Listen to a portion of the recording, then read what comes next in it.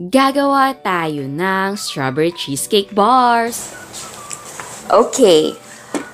Galing ako sa labas, hindi na ako nagbihisa. Sayang naman, marami tayong labahin. Pero baka mamaya mag-apron tayo. So, okay. Wait. Wait. Okay, unahin natin mag-melt tayo ng margarine. So, kuha tayo dito ng... Tapos, lagay natin to. Kita ba sa camera? So, tunawin na muna natin yung ating margarine. And yes, pwedeng gumamit ng butter. So, habang nagtutunaw tayo ng ating margarine, ay mag-crush tayo ng ating graham crackers. So, lagay tayo dyan.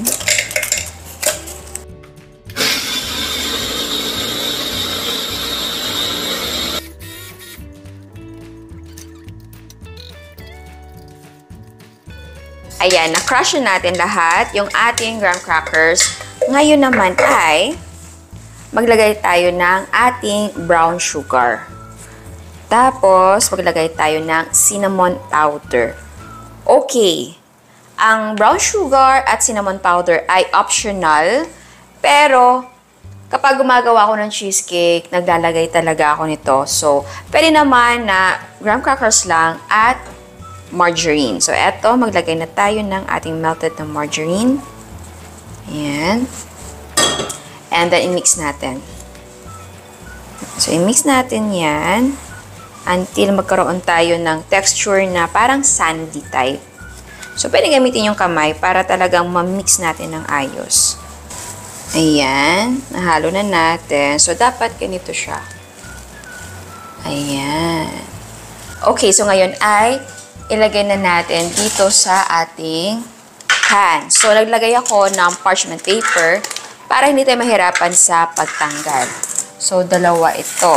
So, itong mixture natin ay hahatiin natin sa dalawa. Yan. Yan. So, i-press natin siya para mapack natin siya tightly. Okay. Gamit tayo ng cup para mas madali yung ating pag-press. At mas smooth yung dating niya.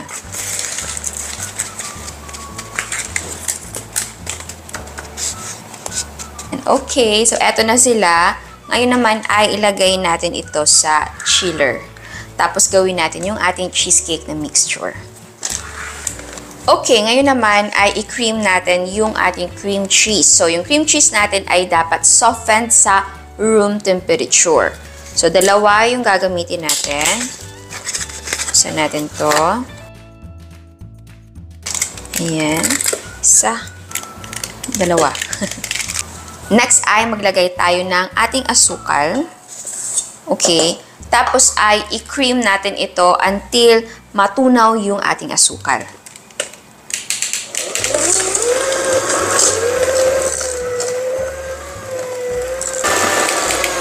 Okay, ngayon naman ay maglagay tayo ng itlog. So, eto ay 3, pero ilalagay natin siya one at a time. Tapos ay i-mix natin siya after each addition. So, lagay tayo ng isa muna. Okay, and then i-mix natin ito.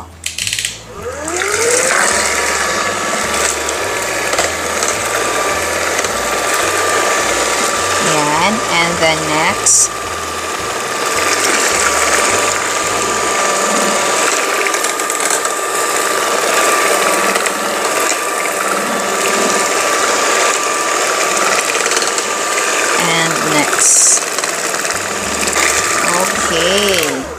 Okay, next ay maglagay tayo ng ating all-purpose cream. Ayan. Maglagay tayo ng konting harina. Okay. Konting asin. At konting vanilla essence. Okay. Tapos, i-mix natin ito sa low speed. Okay, dahil sa steam natin siya lulutuin, so nagpakulo na tayo dito ng tubig. And yes, oo naman, ang recipe natin ay pwedeng lutuin sa oven talaga. But since wala akong oven, sa steam natin siya lulutuin. Isa lang din ang kasya dito. Malaki na to ha, pero isa lang yung kasya dito na pan natin. So, by batch natin siyang lulutuin. So, eto, hahatiin natin yung ating cheesecake na mixture. Ayan. Okay. And para hindi matuluan ng tubig yung ating cheesecake, ay maglagay tayo ng malinis na tela. Salang natin.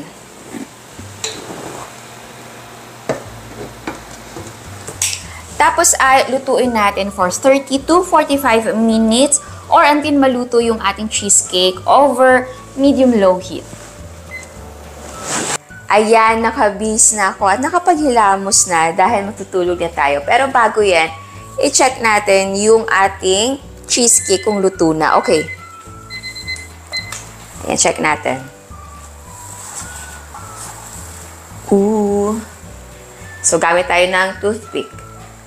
Kapag hindi na siya basa, ay luto na yung ating cheesecake. So, ang gagawin lang natin ay palalamigin natin siya. Tapos, ilagay natin sa chiller mga 6 hours, 12 hours, or ako, overnight para sure na nag-set or firm na siya. Dahil kapag mainit pa ay malambot pa siya. So, bukas na natin siya lalagyan ng ating strawberry.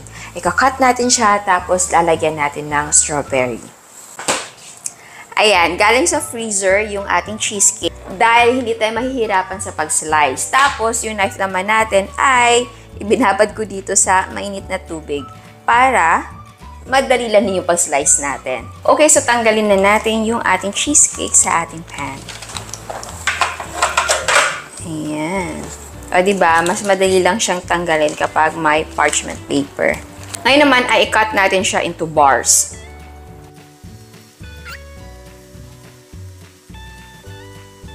Okay, sa size, dalawang size na magagawa ko nito dahil yung cut ko ay medyo malapad. So, tingnan natin. Ayan, eto na siya. So, next naman ay parang magka-carve tayo dito sa gitna. Straight line siya para maglagay tayo ng strawberry filling natin. Okay, sa pag-carve naman ay gagamit ako nitong 1 teaspoon na spoon ko. Pero pwede kahit anong spoon na available sa inyo.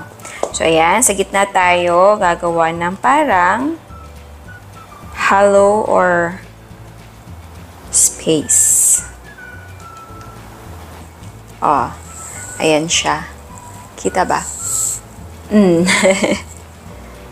So, gawin natin to sa lahat ng ating bars.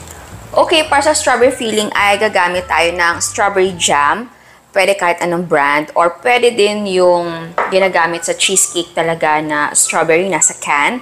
Pwedeng DLA, masarap ang DLA na brand or kahit anong brand na gusto nyo. Pero, eto nang available sa akin ngayon and yes, pwede na to. So, nilagay ko siya sa pastry bag para madali lang yung pagpalaman. Okay. So, ilagay natin yan sa gitna.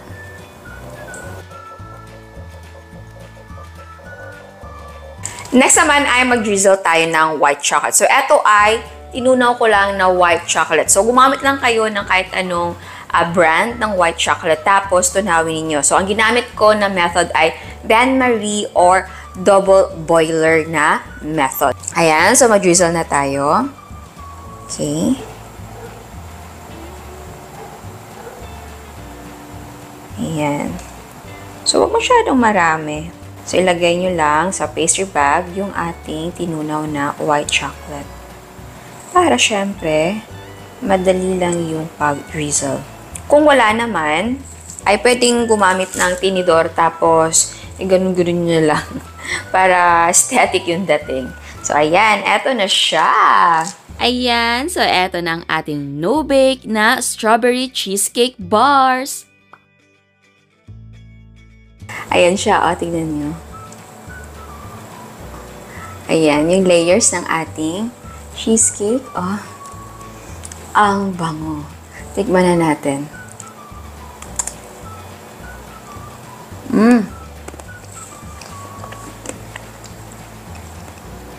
Masarap.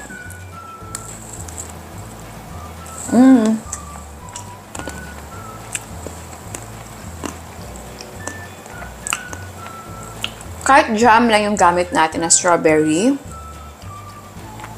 yes, okay pa rin siya. Pero kung gusto nyo gumawa ng homemade, na strawberry filling, ay nako, pwede talaga.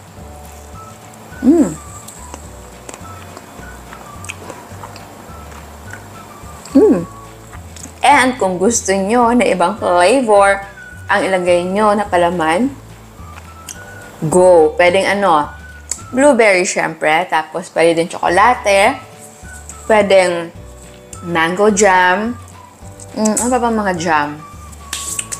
Cherry? Ano ba mga jam? Okay, so, di ba, very basic lang. Same na same lang sa paggawa ng cheesecake na cake, yung full size. Ito lang ay ginawa nating bar. Tapos, yun nga, may palaman tayo na strawberry jam. Tapos, nag-drizzle tayo ng white chocolate. So, yun lang naman yung iba. Pero maganda rin siyang tignan. Lalo na kapag bite size din gagawin mo. May mga parties, di ba? Kapag parties, hindi masyadong, hindi malalaki yung mga dessert. Talagang bite size lang. So, pwedeng-pwede na ganito. And again, pwede iba't ibang flavor, toppings, kung anong feel nyo na gawin sa dessert na ito. Napakasimple lang at pwede ka talagang maglagay ng sarili mong twist. And again, syempre, ito ay pwedeng i-bake. So, dahil wala akong oven, sa steam natin siya iniluto and okay naman siya. Tignan nyo yung texture. Creamy, malambot. At hindi siya magaspang, ha? In fairness. Sinabi ko na to before, hindi ako mahilig sa cheesecake before dahil, yun nga, naaasiman ako, parang napaka-strong ng lasa para sa akin. Pero ngayon, siguro dahil ako yung gumagawa, so, syempre, yung mga inilalagay ng mga sangkap, pwedeng mag-adjust ako. So, yung iba, marami kong maglagay ng cream cheese. Tapos, yung iba naman ay naglalagay ng sour cream. So, and lemon. Pero para kasi sa akin, hindi ako fan sa maasim na dessert.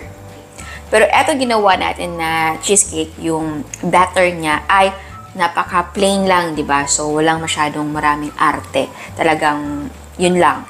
And mahilig ako maglagay ng cinnamon powder, brown sugar sa crust. So, kung ayaw nyo yun, pwede tanggalin nyo. Pero para sa akin, nakakadagdag something siya. Yung lasa niya. Kasi nga, simple lang yung ating cream cheese na batter. So, sa crust naman, parang may something na parang ganun. Kahit anong flavor ng cheesecake, naglalagay talaga ako ng cinnamon powder and brown sugar dun sa ating crust. So, ayan. Ano pa ba? Natuwa ako dito. Yun nga lang, malapad yung pagkagawa natin. So, pwede yung bawasan. Siguro ganyan. So, ayan. Sana nagustuhan nyo ang recipe natin ngayon. Ciao! At sa mga hindi pa nakasubscribe, please subscribe sa ating YouTube channel and please click the notification bell and please click all para ma-notify kayo sa lahat ng uploads. And please don't forget to like our Facebook page and follow us on Instagram. Thank you!